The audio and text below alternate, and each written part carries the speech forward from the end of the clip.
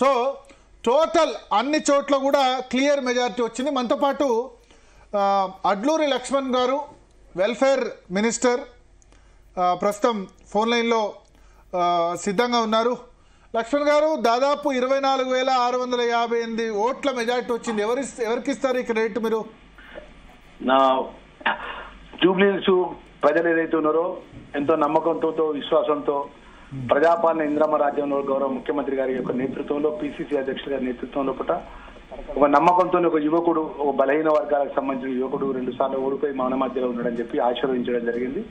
ఇదంతా కూడా ఆ ప్రజలు ఎంతో నమ్మకంతో విశ్వాసంతో రాబోయే 3 సంవత్సరాలు కూడా ఈ రాష్ట్రంలో గౌరవ ముఖ్యమంత్రి గారి నేతృత్వంలో ప్రభుత్వం ఉంటుంది. ఏమైనా మా ప్రాంతానికి మంచి జరగాలి, మేము అభివృద్ధి చేసుకోవాలి, మా ప్రాంతం అభివృద్ధి చేసుకోవాలని గొప్ప మనసుతోని ఆశీర్వదించింది.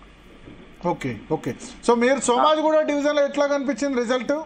తప్పకుండా అండి. సోమాజిగూడలో గౌరవ మా ఐటీ శాఖ మంత్రులు శ్రీధర్ బాబు గారి నేతృత్వంలో నేను కానీ, మా పెద్దపల్లి ఎమ్మెల్యే గారు విజయరమణరావు గారు, మా రాముండ ఎమ్మెల్యే గారు, మా చొప్పదండి ఎమ్మెల్యే గారు, అదేవిధంగా మా రియాజ్ భాయ్ గారు, మా వేణు గారు, ఇంకా చాలా మంది కష్టపడి డే అండ్ నైట్ కష్టపడి పనిచేసినాం. అందరం టీం వర్క్ చేసినాము. ఒకటే మాకు పార్టీ అనేది ఇంపార్టెంట్. పార్టీ పరంగా ప్రజలకు ఇచ్చిన సంక్షేమ కార్యక్రమాలకు ఇది మ్యాండేటరీ మాకు. ఎందుకంటే ప్రజలకు మేము చేసిన ఈ 2 సంవత్సరాలు కూడా మంచి ఏదైతే ఉందో ప్రజలు మమ్మల్ని ఆశీర్వదిస్తున్న నమ్మకంతో కష్టపడి పనిచేసినాము. ప్రజలు మాకు గొప్పగా ఆశీర్వదించి మా మీద ఇంకా బాధ్యత ఎక్కువ పెరిగింది. ఇంకా మా ముఖ్యమంత్రి గారి గారిగా ప్రభుత్వం మీద బాధ్యత పెరిగింది. మేము ఇంకా నిజాయితీగా కష్టపడి ప్రజలకు ఇచ్చిన మాట అమలు చేయడానికి మా ముఖ్యమంత్రి గారు, డిప్యూటీ సీఎం గారు, మంత్రులందరం కూడా కష్టపడి పనిచేస్తాం. కాంగ్రెస్ పార్టీ శాసనసభ్యులం. కాంగ్రెస్ పార్టీ ప్రజలకు ఇచ్చిన మాట 2 సంవత్సరాల లోపల ప్రజలకు గొప్ప తీర్పు ఇచ్చింది జూబ్లీహిల్స్ ప్రజలంతా కూడా.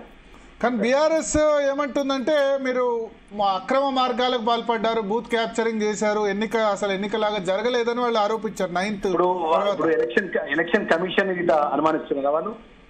ఎలక్షన్ కమిషన్ మీతో కొల్యూడ్ అయింది, పూర్తిగా పాత్ర వివరించింది. ఇప్పుడు ఎలక్షన్ కమిషన్ వాళ్ళు ఓడిపోతేనేమో ఎలక్షన్ కమిషన్ పనిచేయలేదు, కుమ్మక్కి అయిపోయింది. గత 2018లో ఇదే ఎలక్షన్ కమిషన్ నన్ను ఓడగొట్టారు. ఇదే ప్రభుత్వం కదా, టీఆర్ఎస్ ప్రభుత్వం కదా. ఇప్పుడు ఎన్నికల కమిషన్ అనేది స్వచ్ఛందంగా ఉన్నటువంటి ఇండిపెండెంట్ సంస్థ. ప్రతి వార్డుకు, ప్రతి డివిజన్ కు స్కాడ్ ఉంది. ప్రతి ఒక్క బ్యాంక్ డ్రోన్ కెమెరాలతో ప్రతి ఒక్క ఇష్యూ రికార్డ్ అయింది. నీకు సాక్ష్యాలతో నువ్వు దరఖాస్తు చేయండి. ఫలానా బూత్ లో అవకతవకలు జరిగింది, ఫలానా డివిజన్ లో అవకతవకలు జరిగింది. మీరు ప్రచారం చేసినాం, మేము ప్రచారం చేసినాం. మీరు ఏమని మాట్లాడినారు?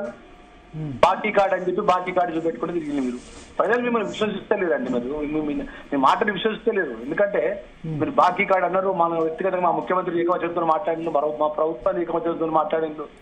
ఎట్లా మాట్లాడింది మీరు వీడియో మీరే సాక్ష్యం కదండి భరత్ గారు. ఎట్లా మాట్లాడింది కేటీఆర్, హరీష్ రావు ఎట్లా మాట్లాడింది, వాళ్ళ నాయకులు ఎట్లా మాట్లాడింది మా మీద.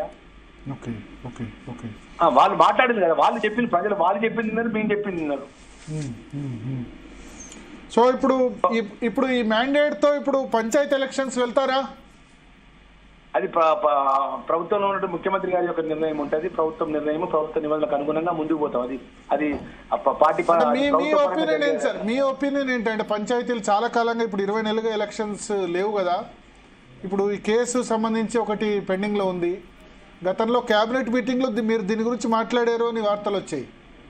42% కులకరణ ఏదైతే బీసీలకు మంచి జరగాలని జిస్కా ఇస్తదారి ఉస్కా భాగ్యదారి అని రాహుల్ గాంధీ గారి ఆలోచన అమలు చేయడానికి 42% ఏదైతే కులకరణ చేసి ఢిల్లీకి పంపించినారు. ఢిల్లీ ప్రభుత్వం ఎవరు కూడా దాని మీద ఎలాంటి నిర్ణయం చెప్పలే. దానికి కొంచెం డిలే అయింది. ఏదేమైనా కూడా హైకోర్టు నిర్ణయం ప్రకారం, గౌరవ కోర్టు నిర్ణయం ప్రకారం ఎలక్షన్స్ లో నిర్ణయం జరుగుతుంది. మీకు కూడా దానికి సంబంధించిన సమాచారం అది కొద్ది రోజులు తెలియజేయబడుతుంది. థ్యాంక్ యూ లక్ష్మణ్ గారు సమయం కేటాయించినందుకు. సో ఒకసారి కేటీఆర్ మాట్లాడుతున్నారు రెహానా, లైవ్ లో చూద్దాం. ఆయన